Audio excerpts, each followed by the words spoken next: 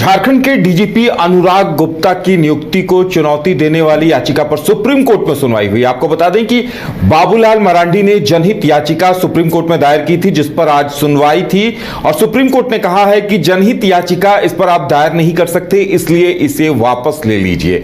तो बाबूलाल मरांडी ने यह याचिका वापस ले ली है, लेकिन दूसरी तरफ सुप्रीम कोर्ट ने कहा है कि हाई कोर्ट में उनकी नियुक्ति को चुनौती देने वाली एक रिट याचिका दायर की गई है, उस पर सुनवाई होगी।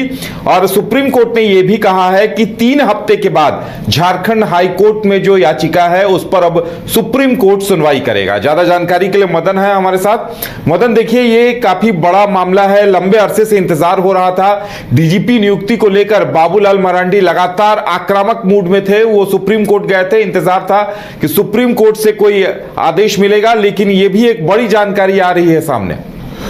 बिल्कुल, देखिए जिस तरह से डीजीपी के नियुक्ति को लेकर के झारखंड में लगातार सवाल खड़े हो रहे थे, उसके बाद बीजेपी के प्रदेश अध्यक्ष और नेता प्रतिपक्ष बाबूलाल मरांडी हाई कोर्ट और सुप्रीम कोर्ट दोनों का रुख किया था, जिसमें हाई कोर्ट में रिट याचिका दायर की गई है और जो सुप्रीम कोर्ट है उसमें पीआईएल दायर की गई थी।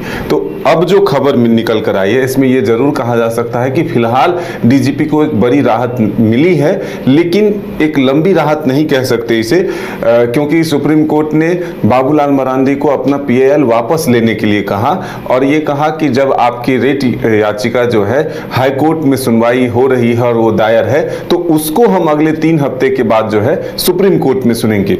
बीजेपी के प्रवक्ता अजय शाह ने इसको लेकर के अपना बयान जारी करते हुए क्लियर किया है कि फिलहाल जो ये रिट याचिका है उस पर सुनवाई 3 सप्ताह के बाद होनी है और तब फैसला होगा कि बाबूलाल मरांडी ने जो आरोप लगाए हैं कि ये डीजीपी की नियुक्ति अवैध तरीके से की गई है, ये सही है या नहीं। यानी कि सुप्रीम कोर्ट ने ये नहीं कहा है कि बाबूलाल मरांडी की याचिका खारिज होने के यानी कि वापस लेने के बाद ये मामला ही खत्म हो गया और इस पर कोई सुनवाई नहीं होगी। मगर चर्चा इस तरह की चल रही थी कि डीजीपी को बड़ी राहत मिल गई।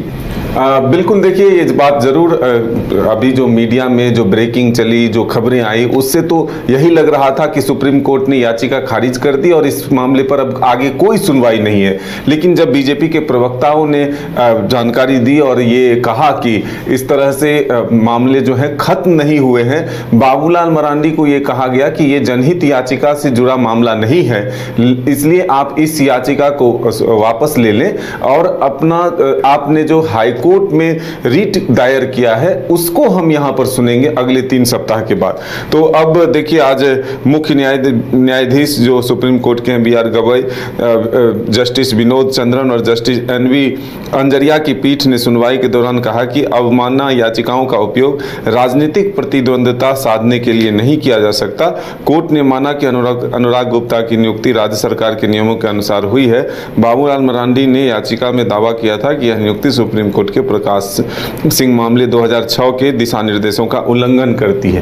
तो आगे जो सुप्रीम कोर्ट ने कहा है उसमें यही है कि इसको लेकर के रिट जो दायर की गई है हाई कोर्ट में उसमें सुनवाई होगी। तो अब झारखंड सरकार की ओर से कपिल सिब्बल ने दलील की कि नियुक्ति नियमों के तहत हुई है। इस फैसले से डीजीपी अनुराग गुप्ता को बड़ी राहत मिली है। तो ये जरूर कहना है, लेकिन जो बाबूलाल मरांडी की तरफ से पक्ष रखा गया है उसमें यह है कि रिट याचिका की सुनवाई जब होगी और उस वक्त अगर फैसला आता है कि नहीं राज्य सरकार ने जो नियुक्तियां की है वो सही है, तब जाकर के ये माना जा सकता है। सुप्रीम कोर्ट ने ये साफ कर दिया है कि इस पर राहत डीजीपी को नहीं मिली है और 3 हफ्ते बाद सुप्रीम कोर्ट इस पर सुप्रीम सुनवाई करेगा डीजीपी की नियुक्ति को चुनौती देने वाली रिट याचिका पर।